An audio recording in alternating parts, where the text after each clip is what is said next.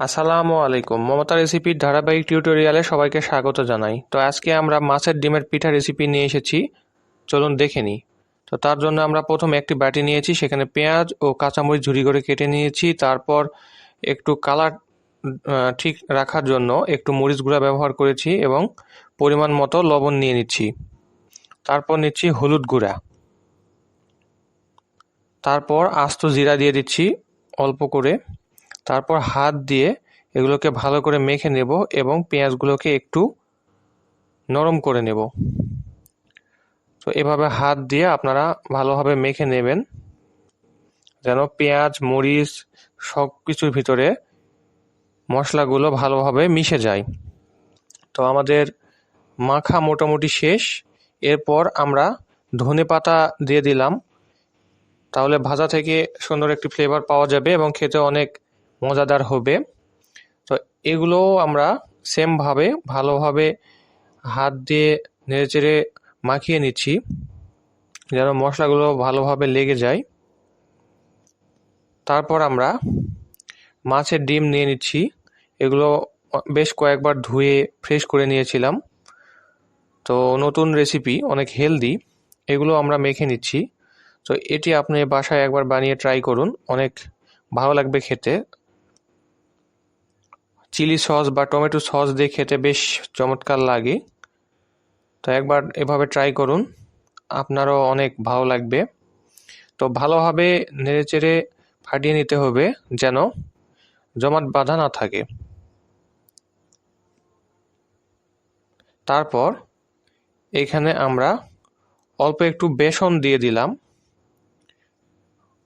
আপনারা চাইলে এর সঙ্গে অল্প একটু কর্নফ্লাওয়ার বা বেকিং পাউডার ব্যবহার করতে পারেন, তাহলে একটু নরম হবে এবং অনেকটা ফোলা ফোলা হবে। তো এরপর আমরা এখানে একটু গরম মশলা দিয়ে দিচ্ছি, মানে লং, আদা, এলাচ ও কালো এলাচ যেটিকে বলা হয়। তারপর এগুলো অনেকক্ষণ ধরে মেখে নিতে হবে, যেন আঠা আঠা ভাব চলে আসে। এটা দেখে নিশ্চয়ই বুঝতে পারছেন, এখানে ডিম আর ওইভাবে দেখা যাবে না, ভালোভাবে মেখে নিতে হবে। তারপর চুলায় একটি কড়া বসালাম, কড়াইয়ে রান্নার তেল দিয়ে দিলাম। আপনারা যে তেল চান দিতে পারেন, এতে কোনো সমস্যা নেই, এটা অপশনাল। তারপর তেল ভালোভাবে গরম করে নিতে হবে, মাঝারি গরম হলে চলবে না, পুরোপুরি গরম হতে হবে। তারপর আমরা হাত দিয়ে পেঁয়াজির মতো করে অল্প অল্প করে দিয়ে দিব। খুব সাবধানতা অবলম্বন করে দিবেন, যেন হাতে তেল না লাগে, গরম তেল। তো এভাবে, যেহেতু আটা আটা, খুব একটা বেশি তাড়াহুড়া করে দেওয়া যাবে না, আস্তে আস্তে দিয়ে দিতে হবে। এটি হতে বেশ সময় লাগবে, তাড়াহুড়া করার কিছু নেই। তো আমরা ছোট ছোট করে দিচ্ছি, যেহেতু অল্প তেলে ভাজছি, খুব বেশি দেওয়া যাবে না এবং মোটা করা যাবে না, তাহলে মচমচে হবে না। তো মচমচে এবং ভালোভাবে হওয়ার জন্য, যেহেতু অল্প তেলে ডুবাচ্ছি আমরা, সেহেতু অল্প করে দিয়ে দেব, যে কটা ধরানো যায় আর কি। এটি পেঁয়াজের মতো অত সফটভাবে যদিও দেওয়া যায় না, কারণ অনেক আঠা আঠা আর নরম। পেঁয়াজির মশলা একটু শক্ত টাইপ হয়, যার জন্য হাতে তালুতে করে নিয়ে চাপ দিলে পেঁয়াজির আকৃতি হয়ে যায়। এটা যদিও ওরকম হবে না, তারপরেও আমরা একটু ওরকমভাবে দেওয়ার চেষ্টা করছি। তো আপনারা আপনাদের মতো করে দিয়ে দিবেন, এটা যেমনই হোক না কেন খেতে বেশ মজাদার। ডিজাইন পেঁয়াজির মতো হতেই হবে এমন কোনো কথা নেই, কারণ পেঁয়াজি তো পেঁয়াজি, আর এটা তো এক ধরনের পিঠা বলতে পারেন। তারপর একটু উল্টে পাল্টে, চুলার আঁচ মিডিয়ামে দিয়ে উল্টে পাল্টে ভালোভাবে ভেজে নেবেন। যদি চুলার আঁচ জোরে দিয়ে তাড়াতাড়ি করার চেষ্টা করেন, তাহলে উপরে মচমচা হতে পারে বা লাল কালার হতে পারে, কিন্তু ভিতরে একটু কাঁচা কাঁচা থেকে যেতে পারে। এজন্য চুলার আঁচ লোতে দিয়ে একটু সময় নিয়ে ভাজবেন, যেন ভিতর থেকে ভালোভাবে সেদ্ধ হয়ে একটু মচমচে হয়, তাহলে সস দিয়ে খেতে অনেক মজাদার হবে বা মজা লাগবে। তো দেখতে পাচ্ছেন, আমরা বেশ কয়েকবার উল্টে পাল্টে ভালোভাবে ভেজে নিচ্ছি। তেল বেশি হলে এত উলটপালট করা লাগে না, যদিও আমরা যেহেতু ছোট কড়াইয়ে অল্প তেল দিয়েছি, কারণ অল্প একটুই বানাবো, লোক সংখ্যা কম, তো সেহেতু আমরা একটু বারবার উল্টে পাল্টে ভেজে নিচ্ছি, একটু সময় নিয়ে ভাজছি যেন ভালো হয়।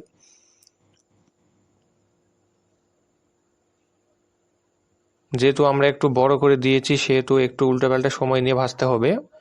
গ্রামেগঞ্জে বিশেষ করে আরও ছোট ছোট করে বানাই, নাড়ুর সমান, নারিকেলের নাড়ুর মতো, খেতে বেশ মজাদার লাগে, তবে একটু শক্ত শক্ত হয়, মানে ওরা গোল করে বেশি। তো আমরা যেহেতু পেঁয়াজুর মতো আকার দিয়েছি সেহেতু একটু ভালোভাবে ভেজে নিলে মাঝখানে একটু নরম নরম, খেতে বেশ মজাদার লাগে। বিশেষ করে একটু বিট লবণ ছিটিয়ে নিয়ে সস দিয়ে খেতে অনেক মজাদার।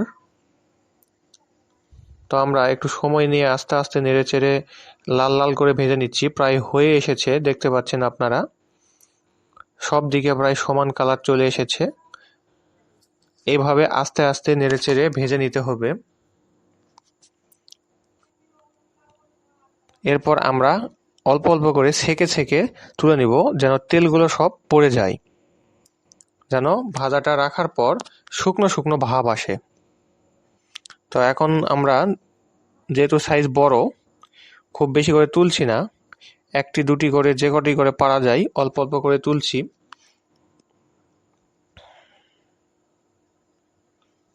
এগুলো পরে দেওয়া, একটু নরম আছে, এই জন্য আরেকটু মচমচে করে ভেজে নিচ্ছি। তো যেগুলো পরে দেওয়া সেগুলো পরে তুলবেন, এবং যেগুলো আগে দেওয়া আগে তুলে নেবেন, তাহলে ওগুলো যেই গ্যাপটুকু আছে এর মধ্যে হয়ে যাবে। দেখতে পাচ্ছেন মোটামুটি এগুলো সেম হয়ে গেছে, তবে রেখে দিলে আস্তে আস্তে কালারটা একটু কড়া হয়ে যায়, তার জন্য এত কড়া করে নিয়ে একবারে কালো করে নেওয়ার কোনো প্রয়োজন নেই, রেখে দিলেই যে তেলের হিট আছে এতেই আস্তে আস্তে কড়া হয়ে যাবে। তারপর বাকি যেটুকু আছে সেমভাবে সাবধানতা অবলম্বন করে আমরা তেলের মধ্যে ছেড়ে দিচ্ছি, হাতে যেন তেল না লাগে, খুব সাবধানতার সহিত এভাবে দিয়ে নেবেন। তো দেখে নিশ্চয়ই বুঝতে পারছেন আমাদের আর নেই, আমাদের যেটুকু ছিল আমরা দিয়ে দিয়েছি। তো আপনারা আপনাদের পরিবারের লোক সংখ্যা বুঝে, পরিমাণ বুঝে সেভাবে রান্না করবেন। তো একবার ট্রাই করে দেখুন, নিশ্চয়ই অনেক মজার লাগবে। বিশেষ করে বিকেলবেলা নাস্তা হিসাবে বানাতে পারেন। একরকম নাস্তা প্রতিদিন ভালো লাগবে না, মাঝে মাঝে এরকম একটু ডিফারেন্ট নতুন নতুন নাস্তা বানাতে পারেন, এতে পরিবারের সবাই অনেক খুশি হবে। খুব একটা বেশি ঝামেলা নেই, খুব বেশি উপকরণও লাগে না, খুব সহজভাবেই ঘরে থাকা যেগুলো উপকরণ, সাধারণত যেগুলো আমাদের ঘরেই থাকে সেগুলো দিয়েই বানিয়ে দেখিয়েছি। এগুলো আরও অনেকভাবে বানানো যায়, এর মধ্যে আবার একটু করে ডিম ভেজে সিদ্ধ করে ভেজে নিয়ে পিস করেও দেওয়া যায়, অনেকে মাংসর পিসও দিয়ে থাকে, 2-1 পিস, আবার অনেকে মাছও ভেজে নিয়ে কাঁটা ছাড়িয়ে নিয়ে ভিতরে দিয়ে থাকে মজাদার হওয়ার জন্য। তো আমরা আজকে বাড়তি কিছু অ্যাড করছি না, খুব সিম্পলভাবেই সাদামাটাভাবেই আজকে আমরা দেখালাম। পরবর্তীতে যদি আপনাদের রেসপন্স ভালো হয় তাহলে আরও বাড়তি কিছু অ্যাড করে, মাংস, ডিম অথবা মাছ অ্যাড করে এরকম একটি রেসিপি বা ভাজা নিয়ে আসবো আপনাদের মাঝে। তো ভিডিওটি যদি ভালো লাগে অবশ্যই লাইক, কমেন্ট, শেয়ার করতে ভুলবেন না। আপনি যদি আমাদের চ্যানেলের নতুন দর্শক হয়ে থাকেন তাহলে অবশ্যই চ্যানেলটিকে সাবস্ক্রাইব করবেন এবং পাশে থাকা বেল আইকনটি বাজিয়ে দেবেন।